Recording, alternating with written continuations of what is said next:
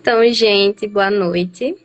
Essa é a última live do Circuito Universitário do Cinema em Movimento. E hoje a gente tem a presença de Natália e de Jéssica.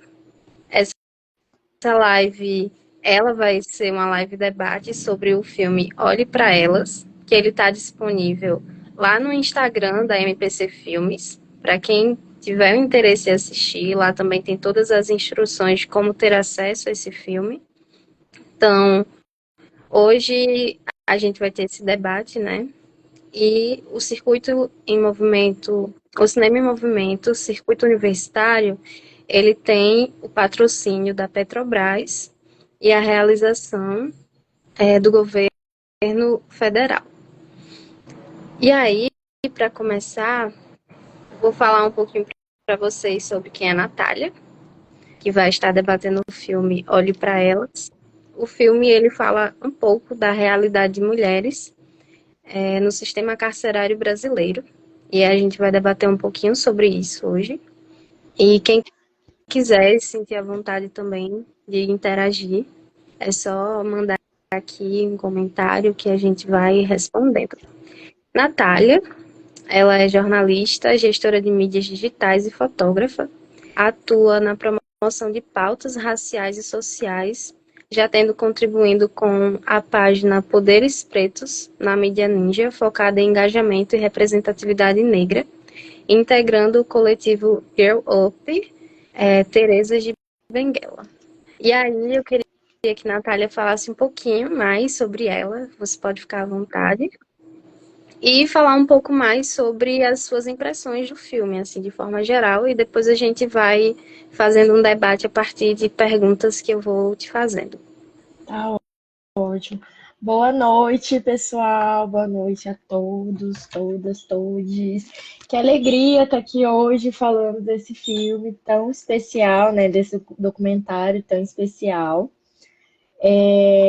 Como já fui apresentada, muito bem apresentada, eu sou jornalista, eu atuo principalmente nessa parte voltada a questões sociais, seja na produção do jornalismo em si, seja ali em outras partes da comunicação, assessoria, enfim.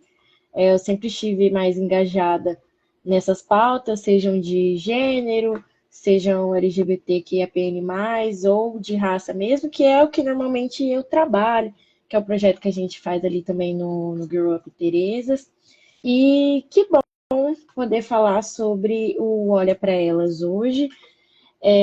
Acho que para começar, para falar um pouquinho sobre esse documentário, ali de primeiras impressões que eu tenho, pude vê-lo algumas vezes, né, por conta do circuito, e assim, acho que de início a narrativa dele me chama muito a atenção. Não só as histórias, mas a forma em que ele é construído também.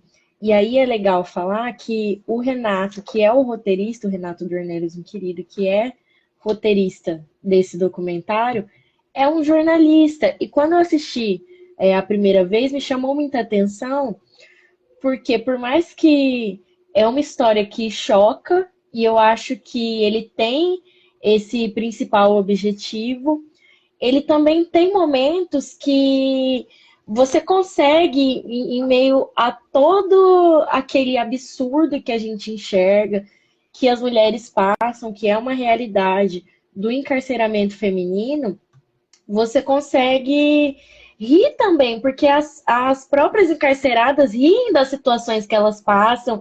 E então, assim, por mais que seja um filme que choca e que é para chocar mesmo, porque é para a gente assistir e sentir vontade de se mobilizar e de procurar dar voz para essas pautas, né? Acho que o nome Olha para Elas não é à toa, porque pouco se fala sobre encarceramento no geral, pouco se fala sobre a realidade dessas pessoas, ainda mais quando estamos falando de mulheres.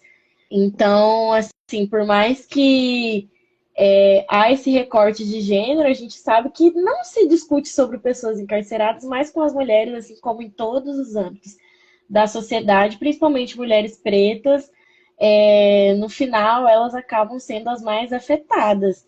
E acho que uma coisa que me chama muita atenção é isso, assim, já dando um spoiler do final desse documentário, mas, por exemplo, no finalzinho ele vai mostrar uma história de uma mulher que acabou sendo presa sem provas nem nada.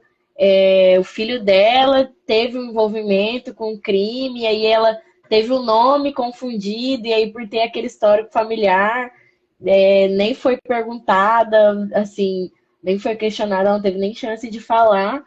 E aí depois ela passa pelo julgamento, e aí com as testemunhas ela é solta e aí mostra ela indo embora. Acho que é um final muito bonito. Então, assim, eu acho que é um documentário que ele choca, mas ele traz à tona essas questões que são tão importantes sobre essas mulheres. Outra parte que me chama muita atenção é em relação à maternidade também, porque é um ciclo vicioso, né? Infelizmente, essas mulheres que acabam se tornando estatística e é quem é encarcerado no final, porque se a gente for analisar, não dá para falar que essas mulheres que aparecem ali são as pessoas que estão cometendo os crimes, porque no final quem permanece ali, quem vai cumprir uma pena, quem vai permanecer naquele regime, são mulheres majoritariamente pobres, que têm um histórico familiar, e normalmente esse histórico vem de homens também, então o pai tinha envolvimento com crime, o marido tinha envolvimento com crime, como eu falei, esse último caso, o ex-marido e o filho acabaram tendo esse envolvimento. Então, assim, você vê que essa questão de gênero é muito forte. E muitas vezes é um ciclo que não se encerra, porque a família tem a mãe que acaba sendo influenciada ali muitas vezes ou pelo pai, ou ela sofre um abuso, ela sofre algum tipo de violência, ou talvez do marido sofre alguma agressão doméstica, é coagida a entrar nessa vida. E aí ela acaba, essa mulher vai constituir família, ela vai ter filhos. E aí essas crianças acabam sendo criadas ali muitas vezes dentro desse regime. Então, assim, é muito difícil. Eu vejo que são mulheres que têm todos os direitos negados em todos os âmbitos. Então, assim, para elas chegarem nessa realidade, nesse ponto, e a gente vê que são muitas histórias diferentes em muitas vezes, mas em muitos lugares elas se encontram, porque, de certa forma, elas foram violentadas em diversos âmbitos da vida e não tiveram amparo nenhum. Então, muitas vezes, elas não têm essa estrutura familiar, que todo ser humano precisa de uma estrutura familiar, seja ela qual seja, seja da forma que for, para a pessoa conseguir ter forças para evoluir, né? Então, a gente nasce, o primeiro contato que a gente tem com a sociedade é a nossa família. Se essa estrutura tem algum problema, como é o caso muitas vezes dela, ou ela é abandonada pelos familiares, ela não tem, simplesmente não tem família. E aí depois a gente vai para o Estado. O Estado tinha que amparar a vida dessas mulheres, né? Que ali desde a infância muitas vezes acabam sofrendo. O Estado muitas vezes não ampara. E aí todas as outras estruturas, a escola que poderia auxiliar, muitas vezes não tem essa estrutura. E aí elas acabam sendo ali presas, vão para um lugar que teoricamente era para elas terem direito à ressocialização e se reintegrarem, retornarem para a sociedade com possibilidades, porque uma coisa que a gente vê em todos esses casos é que elas não tinham para onde correr. Assim, claro, a gente não gosta de generalizar, nossa, mas fulano conseguiu, fulano venceu, muita gente cai nesse discurso meritocrata, mas ciclano passou por tudo isso e mesmo assim não entrou numa vida do crime. A gente vê que é exceção, porque as possibilidades que são oferecidas para essas pessoas, para essas mulheres, são muito, muito, muito rasas quando são oferecidas, quando essas possibilidades existem, porque muitas vezes elas não vão nem existir. E aí elas entram dentro de uma penitenciária, encontram uma realidade que muitas vezes não vai ajudar em nada nessa reintegração, porque essas mulheres não têm direito a uma alimentação de qualidade, não vão ter direito à saúde. Eu trabalhei num projeto aqui no Mato Grosso que trata sobre dignidade menstrual. E assim, claro, hoje em dia a sociedade evoluiu um pouco mais ultimamente, e aí se fala sobre a questão da dignidade menstrual, sobre a distribuição gratuita de absorventes, mas isso foi há alguns anos atrás, acho que principalmente depois da pandemia, essas questões de saúde passaram a ser um pouco mais discutidas, né, e até viraram lei. Porém, quando a gente fez esse projeto, foi 2019, 2020, 2021, ali os anos iniciais de pandemia, e assim, as mulheres não tinham direito a nada, nada, nada. Eu tô falando de absorvente, que é uma necessidade feminina, mas elas não tinham direito nem a um papel higiênico. Então, assim, o absorvente era um luxo, porque nem papel higiênico pro dia a dia elas conseguiam ter direito. Sabonete era um por semestre que eram entregues nas penitenciárias daqui. Então, imagina, você ficar 6 meses ali tomando banho com um sabonete, é impossível.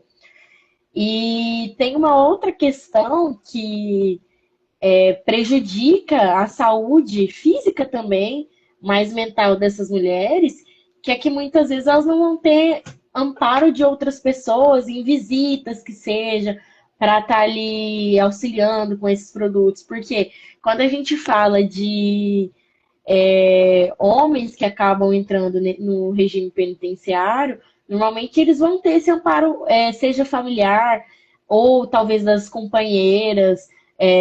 A gente vê até hoje em dia no TikTok é muito popular aquela hashtag mulher de preso, né?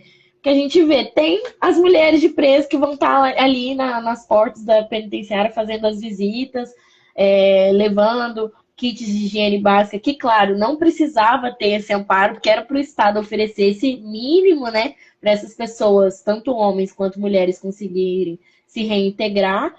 Porém, os homens, quando o Estado não os fornece, tem esse apoio dessas familiares, muitas vezes. Já as mulheres não têm. Porque quando uma mulher é presa, ou a gente nem precisa ir tão longe e falar sobre prisão, mas muitas vezes se uma mulher fica doente, ela é abandonada. Enquanto se é com um companheiro, se é com esse homem, isso, claro, falando de uma relação heteronormativa, o homem, no primeiro empecilho que ele tiver com a mulher, ele vai abandoná-la sem pensar duas vezes. Então, é muito triste, porque além do Estado negar esse direito, não tem de onde vir esse amparo. Tem um outro caso que me chama muita atenção, que é aquele que mostra as filhas de uma mulher encarcerada e as filhas vão lá visitar ela e tudo mais. E aí tem uma outra filha que já não pode mais, porque ela acabou ficando gestante, já tinha um outro filho. Então, assim, eram mulheres muito novas, acho que, se não me engano, uma tinha 14, a outra tinha 16. E aí ela acaba tendo que assumir esse papel, né? E é um papel que as mulheres têm que assumir nas famílias, porque a sociedade faz isso. Então, se não tem a figura da mãe, a irmã mais velha vai assumir a família e vai fazer esse papel que a mãe tem de cuidar. Então, você nunca vai ver um homem fazendo isso, um homem assumindo esse lugar, um homem assumindo essa responsabilidade. É sempre da mulher. E isso se estende dentro da criminalidade também, porque os grandes chefões do crime não vão estar ali presos, né? Que normalmente são homens. Quem está ali são essas mulheres que estão em outros papéis ali, e falando de hierarquia do crime em si, fazendo coisas que seriam muito menos relevantes, até mesmo pela lei, mas os homens, os grandes chefões, quem financia o tráfico no Brasil, quem financia esses grandes crimes, não vão ser presos nunca. Então, é muito difícil. Eu acho que é um documentário que revolta, mas revolta mostrando a realidade. E, assim, não tem como não se revoltar vendo, né? Acho que eu me estendi um pouquinho, pode falar, né? Acho que você deu bons apontamentos, né? E principalmente falando sobre esse ciclo, né, de maternidade e que geralmente, pelo que a gente percebe nas histórias, A maioria das mulheres que tiveram mães encarceradas estão em situação de cárcere também, né? Inclusive, tem até a situação de uma menina que ela nasceu dentro da prisão e agora ela está grávida dentro da prisão também. E eu queria que você falasse um pouco sobre como você enxerga esse ciclo para mulheres, principalmente para mulheres pretas, que a gente vê que a maioria das mulheres dentro desse documentário são pretas. E é até curioso porque a única mulher que tem amparo da família é uma mulher branca.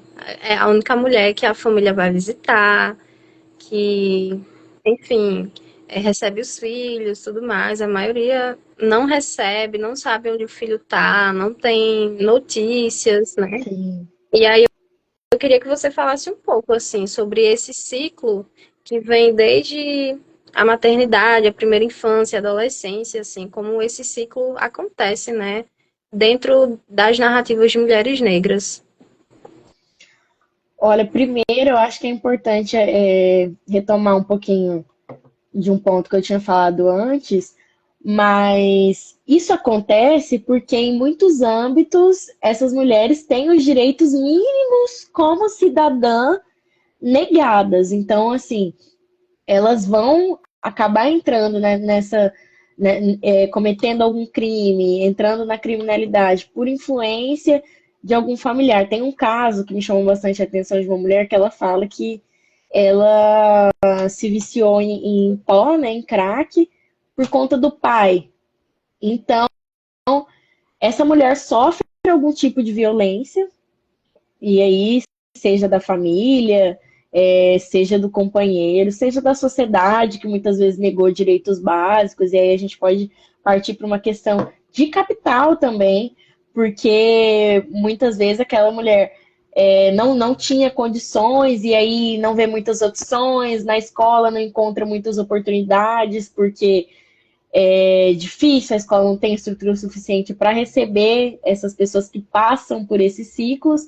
E como que ela vai sair? Porque a gente tem que pensar que em muitas dessas narrativas, a única opção em que essas mulheres conhecem é entrar nessa vida do crime, porque se você analisa a sua família inteira, tá ali nesse âmbito. E aí, uma outra questão que é importante falar também, muitas delas passam por violências tão grandes, e aí não tem o tipo de amparo terapêutico, familiar, financeiro, que elas acabam entrando num vício, que isso é outra questão importante também, e o vício introduz elas a essa vida do crime que faz com que elas cometam alguma infração, algum delito e acabam ali sendo encarceradas.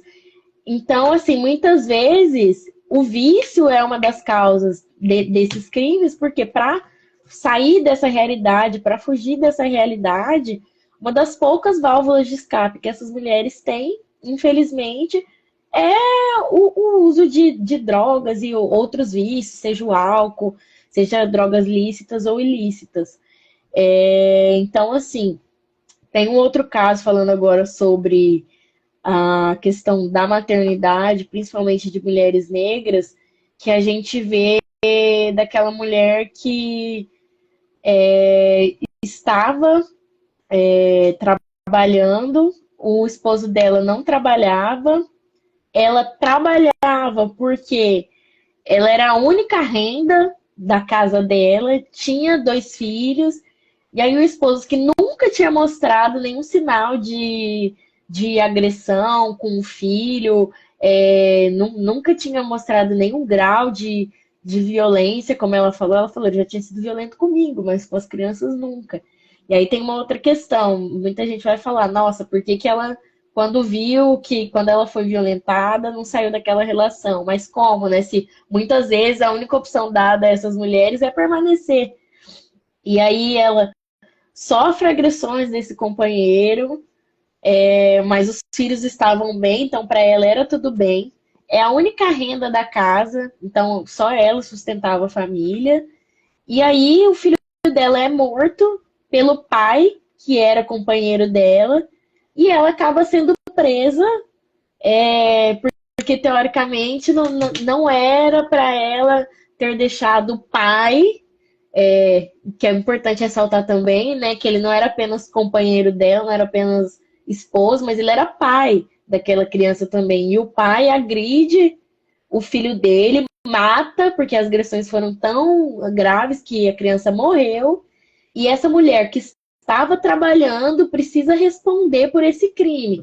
Então, assim, ela sofre por dois tipos de luta. Ela sofre primeiro pelo luto do filho que ela perdeu, que ela não tinha o que fazer, porque eu tenho certeza que aquela mãe não queria deixar os filhos dela sozinhos em casa. Sozinhos não, né? Porque não estavam sozinhos, teoricamente estavam sendo cuidados pelo esposo dela. Mas eu tenho certeza que se ela tivesse uma opção, se alguma opção fosse dada, não seria de deixar os filhos com ele. Porém, se a gente for pensar, por que não? Se ele é pai e a mãe tantas vezes precisa assumir esse papel de só a mãe cuidar das crianças, porque o pai está ali buscando a renda, quando não precisa cuidar e trabalhar, que é uma das realidades da nossa sociedade contemporânea, porque hoje, claro, a gente tem muitos avanços e graças ao feminismo e tudo mais, felizmente, hoje as mulheres têm mais possibilidades dentro da sociedade, porém, a gente tem que analisar que em muitas casas, e é uma realidade do Brasil, porque muitas mães são chefes de família, e em muitas casas o homem e a mulher trabalham, porém a responsabilidade de cuidar das crianças ainda é da mulher, mesmo ela trabalhando, tanto quanto o homem, porque no passado a justificativa, né, que davam era que não, mas a mulher não trabalha, ela só trabalha em casa. Como se o trabalho em casa também não fosse um trabalho, também não cansasse, como se cuidar desses filhos também não fosse um trabalho, mas enfim. E hoje a mulher também enfrenta esses dois desafios, que foi o caso dela. Então, ela estava trabalhando, mas ao mesmo tempo ela tinha que estar olhando pelos filhos dela. Como assim? E aí o pai, que era para estar cuidando dessa criança, mata o filho e ela acaba sendo presa como cúmplice. E aí uma outra parte que me chama muita atenção dessa história também é que nem a família oferece algum tipo de apoio para ela. Então ela fala, eu fui vista como um monstro. Por quê? Porque ela tinha que estar cuidando do filho dela. E aí vai naquela questão, ela ia fazer o quê? Ia passar fome? Porque não tinha de onde vinha uma renda. Mas você vê que até mesmo quando as mulheres saem desse caminho de crime, no caso dela, ela não teve essa realidade imposta, seja por familiares ou de outras formas mais jovem, ela teve algumas possibilidades de conseguir entrar no mercado de trabalho, trabalhava, vivia bem, como ela falou, eu tinha uma vida feliz, mas um homem vai e tira todos os direitos dela, inclusive o direito à liberdade, e mata o filho dela. Então, imagina, essa mulher agora vai estar presa, está presa, tendo que lidar com o luto do filho, tendo que lidar com outro filho que ela tem que está com familiares. Então, assim, é terrível, porque ela fala, se a família dela viu ela como um monstro, ela não vai ter mais contato com o filho dela que ficou vivo. Então, eu acho muito curioso como as mulheres sempre são ligadas a essa questão de maternidade, mas quando há maternidade, não existe nenhum tipo de apoio. Então, assim, a mulher precisa procriar, ela precisa ter aqueles filhos, gerar muitos filhos, né? Como falam, porque é quase uma obrigação das mulheres. Se uma mulher chega a uns 30 anos e ela não teve um filho ainda, todo mundo começa a se questionar. Então, ela precisa ter o filho. Beleza, ela tem o filho, não pode abortar, porque ela precisa gerar essa criança, porque o aborto é errado, porque independente de como essa criança foi gerada, se foi por um crime, se foi por um estupro, essa mulher não tem o direito. E aí, quando ela coloca essa criança no mundo, a criança muitas vezes não vai ter nenhum tipo de amparo da sociedade, e essa mãe que agora vai criar esse bebê não tem apoio de ninguém, porque se ela for contar com o apoio do marido, por exemplo, que é pai daquela criança que tem tanta responsabilidade quanto ela corre o risco da criança ser morta, porque o marido era um louco, um agressor. Então, assim, é uma realidade muito difícil, mas tudo isso são os reflexos da nossa sociedade, porque, é claro, ali está mais escancarado, mas isso é uma realidade que a gente enfrenta no nosso dia a dia. E eu falo de um exemplo da minha família mesmo. Minha mãe é, criou os filhos sozinha, e isso é uma realidade de grande parte das mulheres. Ah, ela não tinha companheiro, o meu pai, o pai dos meus irmãos não estava vivo? Não, estavam, mas era a mesma coisa como se não existissem, porque esse apoio de conseguir dividir as responsabilidades, ela nunca teve. E assim, é uma realidade de grande parte das mulheres, principalmente das mulheres pretas. Então, muitas vezes, esse pai ali não vai abandonar a criança, porque é uma outra questão, né? Na maior parte das vezes, ele vai abandonar e essa criança não vai conseguir nem ser registrada, não vai ter nenhum tipo de amparo, seja ele sentimental, seja ele financeiro, enfim. Mas muitas vezes os pais registram as crianças, existe essa figura do pai, mas ele não apoia de forma nenhuma essa mãe. E ela vai ali criar a criança sozinha. E é muito forte para mim quando a gente entra nessa realidade dentro das penitenciárias, porque tem uma outra questão que me chama bastante atenção, que é das mulheres que têm os filhos lá dentro. E aí, depois de um certo período, elas são separadas dessa criança, né? Se eu não me engano, tem um limite de idade que elas podem ficar ali dentro.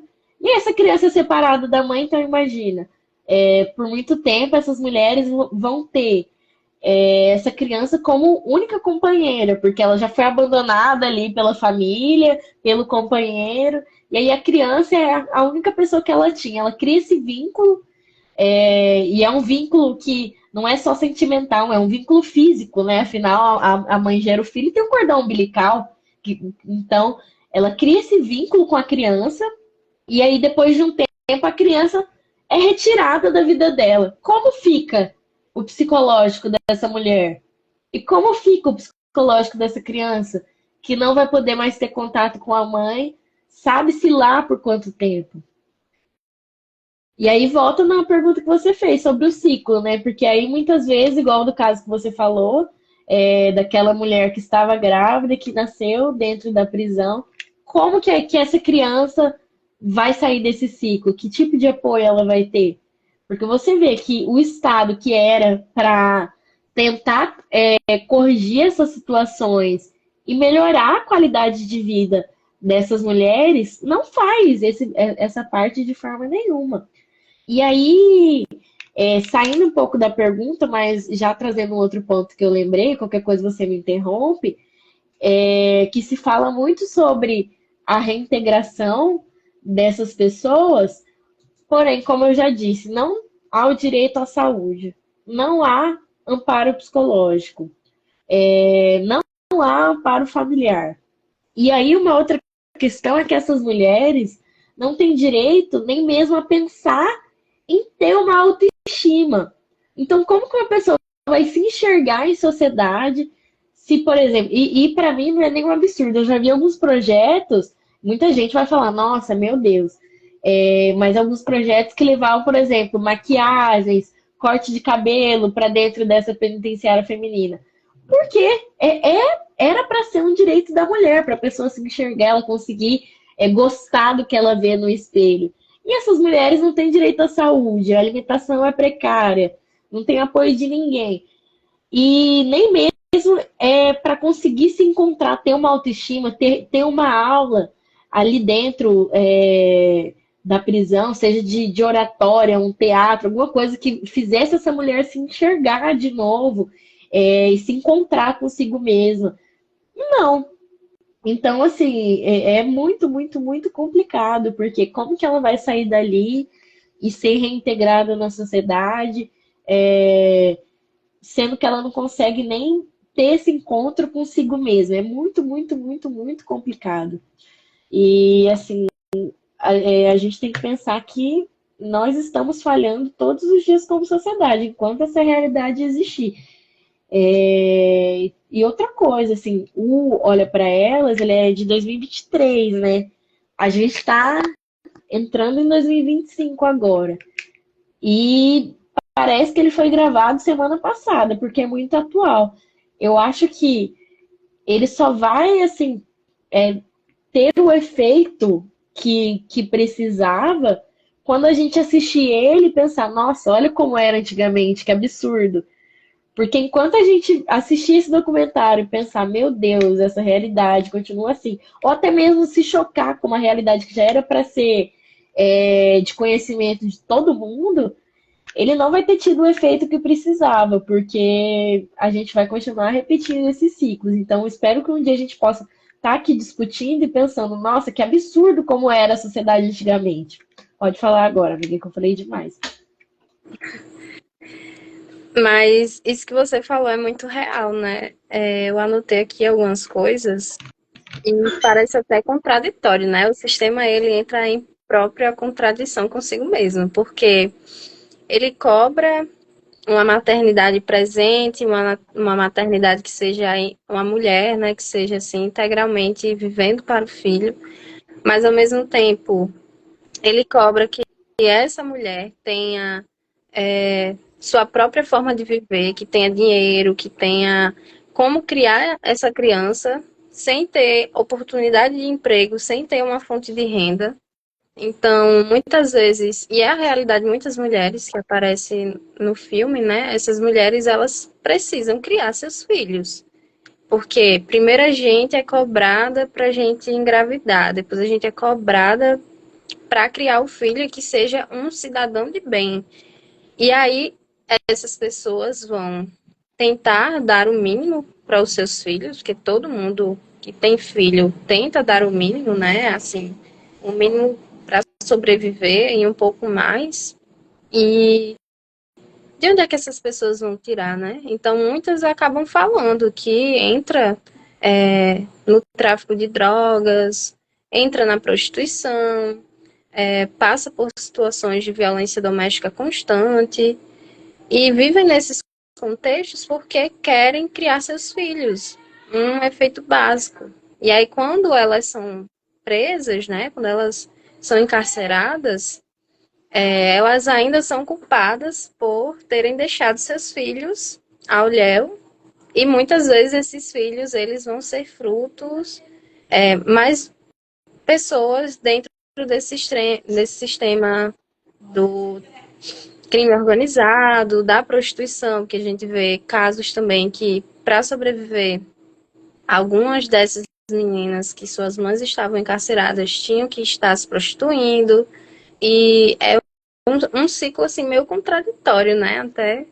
porque cobra a maternidade, uma maternidade super compulsiva, que torne aquela nova pessoa uma pessoa super educada, num grande padrão de, enfim, de educação, que se torne mais uma pessoa para estar dentro da máquina de um sistema, mas ao mesmo tempo, como é que uma mãe vai fazer isso dentro de um sistema carcerário que tira tudo que ela tem, né? Porque não tem um mínimo de dignidade. E aí a gente vê também uma questão e a gente vê muito essa questão em viés assim, em vários viés, mas eu acho que pensando mesmo sobre mulheres negras dentro desse sistema, a gente vê muito essa solidão, né? E aí eu queria que você falasse um pouquinho sobre a solidão da mulher negra, que a gente vê de onde é que vem a solidão da mulher negra, né? A solidão da mulher negra vem de um sistema em que essa mulher, ela não é nem parte da humanidade. E a gente vê realmente, assim, ao pé da letra, de onde vem essa expressão, e não somente falando sobre o amor, mas sobre as necessidades básicas, né? E eu queria que você falasse um pouquinho sobre essa solidão que você traz até também um pouco sobre essa perda de identidade, perda de autoestima, eu acho que está muito ligado a isso. Legal. Eu acho que você tocou num ponto muito importante, principalmente quando você fala dessa parte de perca de humanidade, porque quando a gente vai discutir solidão da mulher preta, um ponto muito importante é a desumanização, porque claro que isso vai se estender sobre as mulheres vão ser sempre enxergadas pela sociedade, infelizmente, como um objeto, então elas não têm emoções, elas não são humanas, elas não merecem ter os sentimentos, as vontades validadas, mas quando isso é tratado sobre mulheres pretas, a questão é muito, muito pior. E justamente por causa desse fenômeno, dessa desumanização, porque a sociedade, isso, o Estado, a família, muitas vezes o sistema penitenciário não enxerga essas mulheres pretas como humanas. Então, elas não têm direito à saúde, porque elas não precisam, elas não têm direito a uma alimentação de qualidade, elas não têm direito de tentar se reintegrar na sociedade. E eu acho que, bem como você falou, é muito engraçado, porque a sociedade cobra tanto, primeiro, que essas mulheres não ingressem no crime. Depois que isso acontece, que quando elas saiam dessa situação de encarceramento, elas estejam reintegradas na sociedade, que arrumem um trabalho, enfim. Só que aí, quando ela se depara com o sistema penitenciário, ela é isolada. Primeiro, é isolada fisicamente e depois ela é isolada emocionalmente. Porque aí, indo de exemplo com uma outra história de uma outra mulher que aparece no filme, tem uma mulher que foi presa e o filho dela, que era um bebê, foi preso junto com ela. Ela fala, ele foi atrás comigo na viatura como criminoso. E aí, no momento em que ela estava sofrendo as agressões dos policiais, ali sendo coagida, ela pergunta, onde está meu filho? E ela não sabe. Ela falou, fui detida pela manhã e só fui saber notícias dele de novo à noite. Então, essa criança se alimentou, não tem como ela saber. Então, antes de ela passar por o isolamento físico, a privação de liberdade em si, ela passa por um isolamento emocional. E dentro do sistema penitenciário, isso vai se estender também.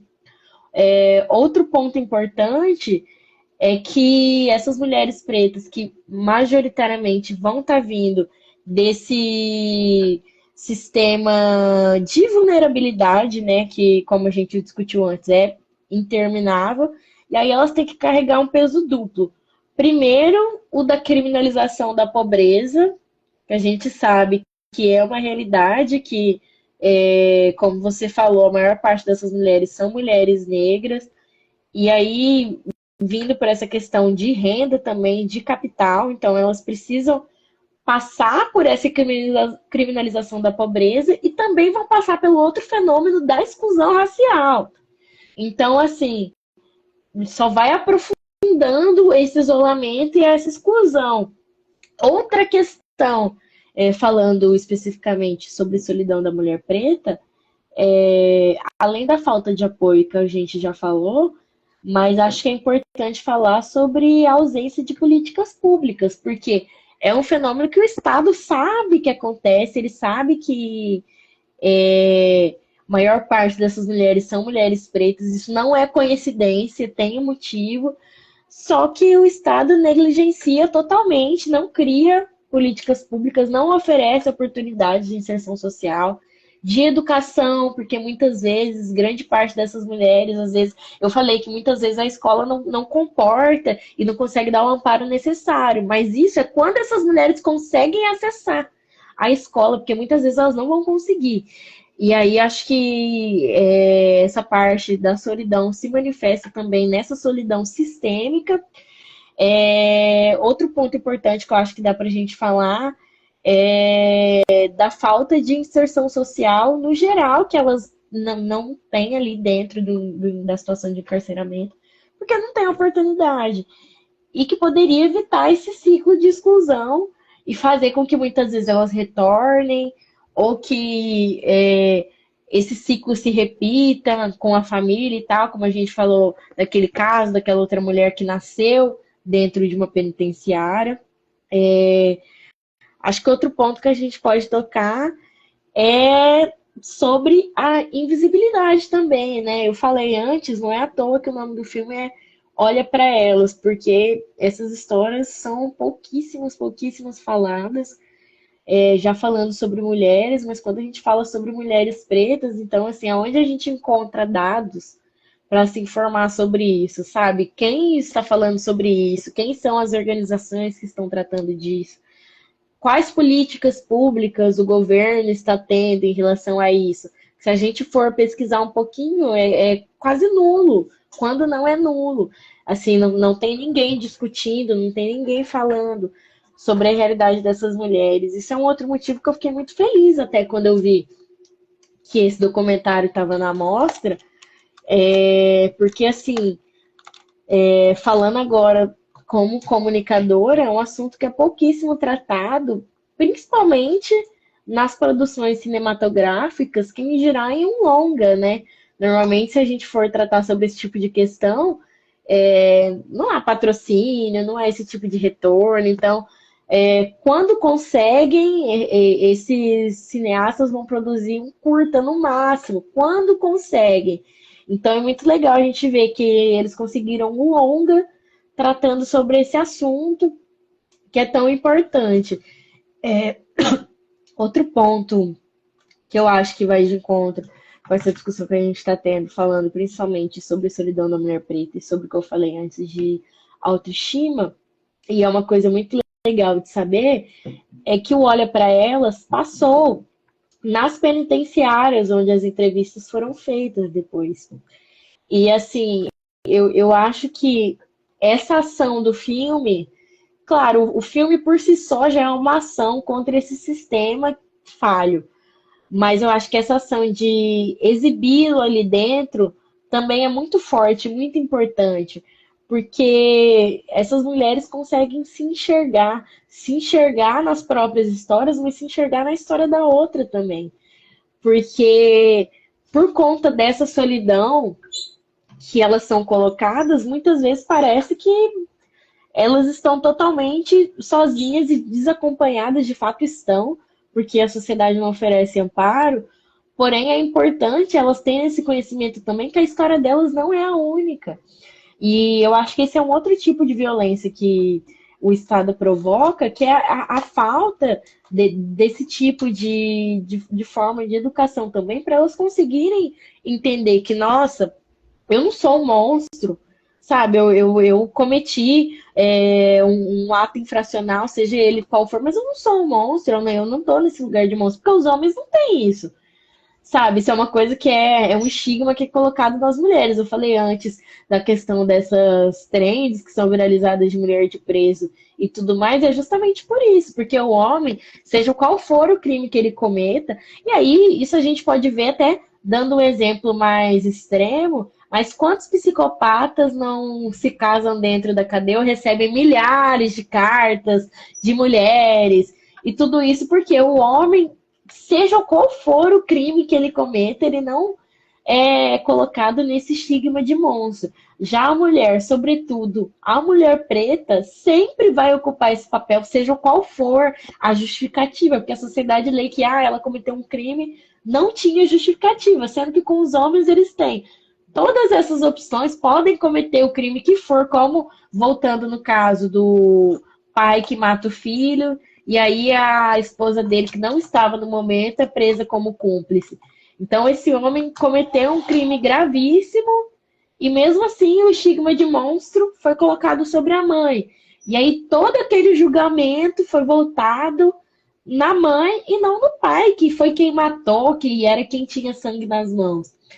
E, assim, muito triste. Nossa, essa história me chama muita atenção, porque é uma forma de violência muito forte, retirar o filho de uma mãe assim, fazer com que ela passe por todo o julgamento. E aí, no final, ela é a monstro da história, né? Não é o homem que era o assassino, que era o criminoso.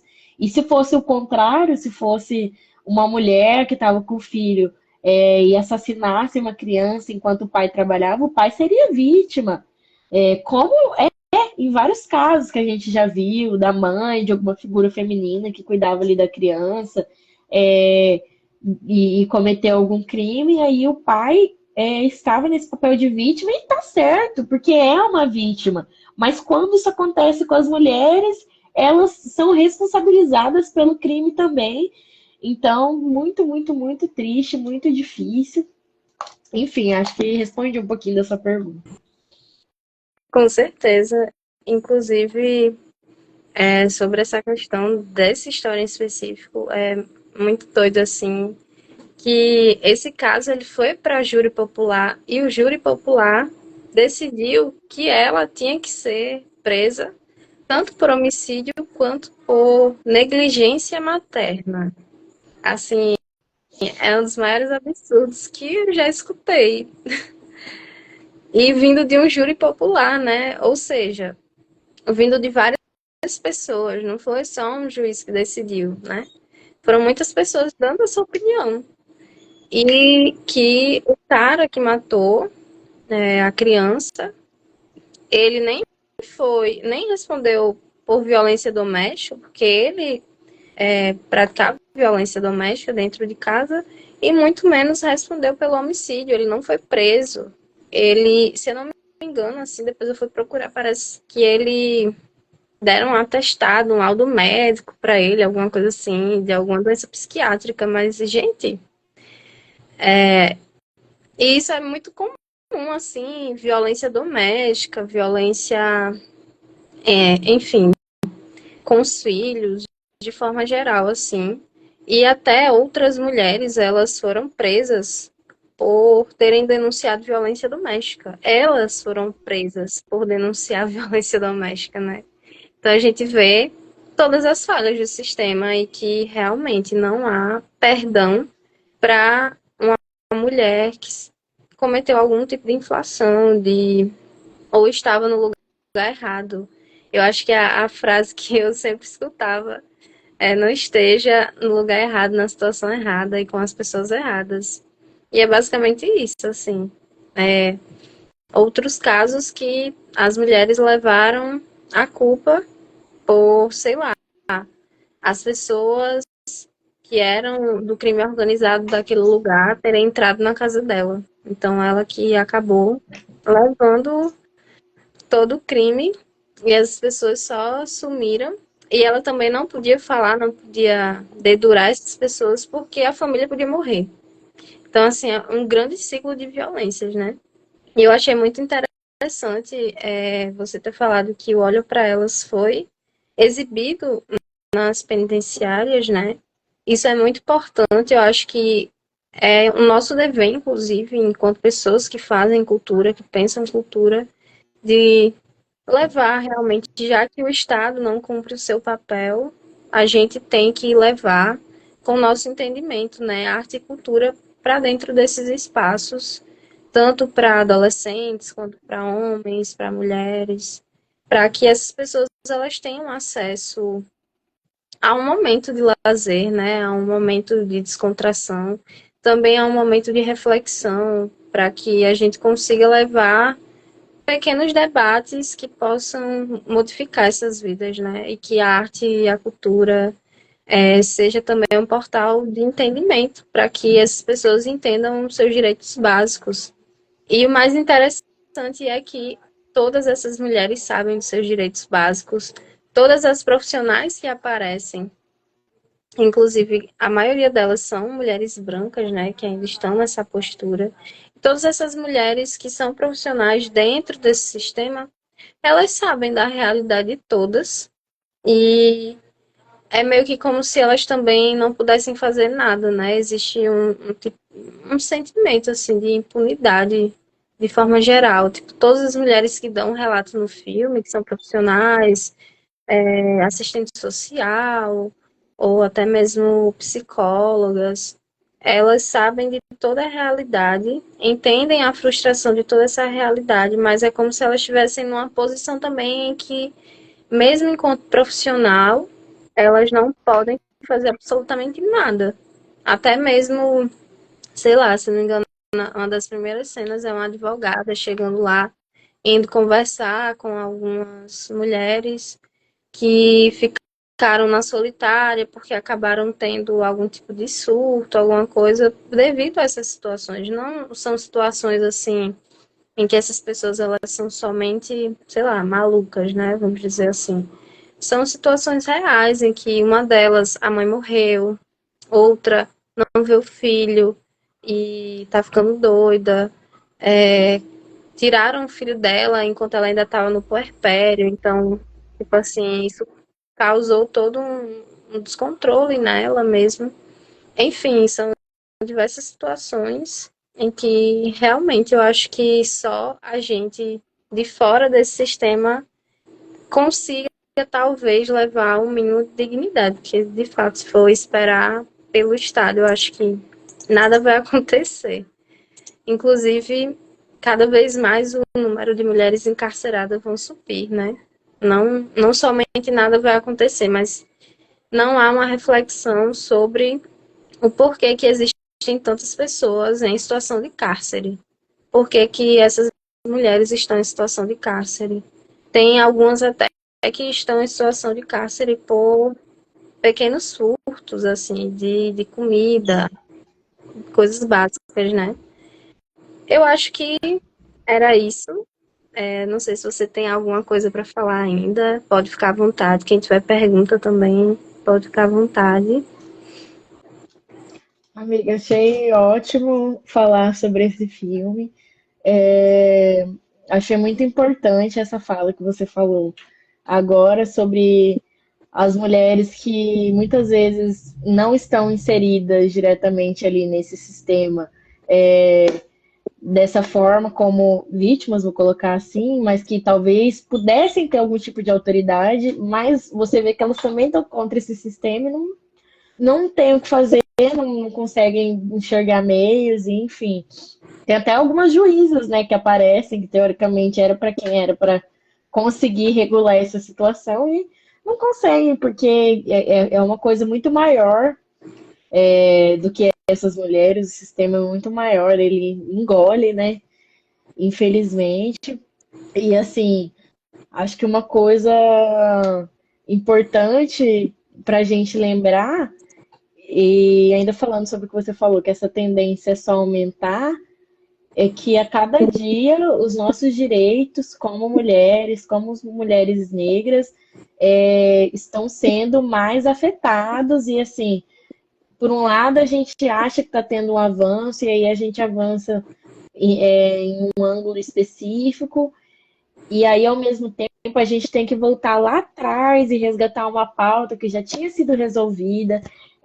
Eu tenho visto muito isso nos últimos dias, já nesse ano de 2025, após a eleição do Trump nos Estados Unidos. Então, assim, a gente tendo que ter discussões sobre neonazismo, fascismo, coisas que teoricamente, como sociedade, a gente tinha evoluído e que hoje, falando como comunicador agora, a gente vê que as redes sociais tiraram todo aquele controle que tinha sobre preconceito de gênero, preconceito de raça, e enfim, a gente vê que ao mesmo tempo que a gente conquista um direito, tem 100 sendo tirados, e é uma luta que não termina, né?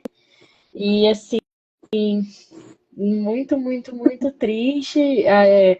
Simone Beauvoir até fala aquela frase, né, que quando há uma crise política, os direitos das mulheres são os primeiros a serem afetados, né? Então, a gente precisa sempre estar vigilante. E, infelizmente, é o que está acontecendo aqui no Brasil, enquanto não houver políticas públicas efetivas para que essas mulheres consigam ter possibilidade de escolha, a tendência é piorar cada dia mais, e como a gente falou lá no início, é um ciclo interminável, né? Infelizmente, que afeta os filhos, as filhas, muitas vezes até os filhos homens também, né? A gente está falando das mulheres, mas os filhos homens também, que acabam passando por esse tipo de violência do Estado, da sociedade, da família. Muito triste, mas muito importante esse documentário. É isso, gente. Muito obrigada. Obrigada, Natália. Obrigada, Jéssica. Foi um debate muito importante e essa última fala que você teve também foi de extrema importância. Estamos vivendo um cenário em que os direitos humanos, assim, há alguns anos eles já estão sendo afetados, mas que está cada vez mais fácil falar sobre você ir contra os direitos humanos, né? E que não há nenhum tipo de punição para isso. E, inclusive, é muito importante, né, enquanto comunicadoras, a gente falar sobre a regulamentação dos meios de comunicação, das mídias digitais, que é um espaço de grande difusão de saberes, de informações, e que também é um espaço em que é quase como terra de ninguém, né? Por serem mídias novas e até mesmo as antigas ainda não tem regulamentação, que a gente não tem regulamentação aqui no Brasil, alguns outros países da América Latina têm. Imagine a nível de redes sociais, em que essas redes sociais vêm de países em que as políticas não são iguais às nossas. Então é muito importante a gente estar sempre debatendo, né, sobre quais informações a gente está propagando e debater sobre a importância de haver, sim, mídias conscientes, né, e consciente de que isso não pode acontecer, como você falou. É algo que a gente socialmente já tinha explícito de que são coisas que vão contra a direitos básicos, mas que hoje facilmente as pessoas podem ir contra e existem muitos apoiadores. E é para a gente ver, né, como é algo parece até efêmero, né? A luta pelos direitos humanos parece algo até efêmero, porque a gente sempre vai estar lutando. Não tem algo tão estabelecido quanto a gente às vezes imagina. São pautas que estão aí há milhares de anos, que existem pessoas que já lutaram, que já morreram, e que a gente continua no mesmo sistema, né? Sempre dá aquela pendida assim, a gente perde direito, a gente ganha direito, a gente perde direito, a gente ganha direito, é tipo isso. E é isso, muito obrigada. Obrigada a quem esteve presente aqui. E obrigada a quem esteve também participando dessas lives durante todo esse ciclo. Que venham mais outros, né? Muito obrigada, boa noite. Cheiro Natália, cheiro Jéssica e a quem assistiu. Obrigada, meninas. Um abraço.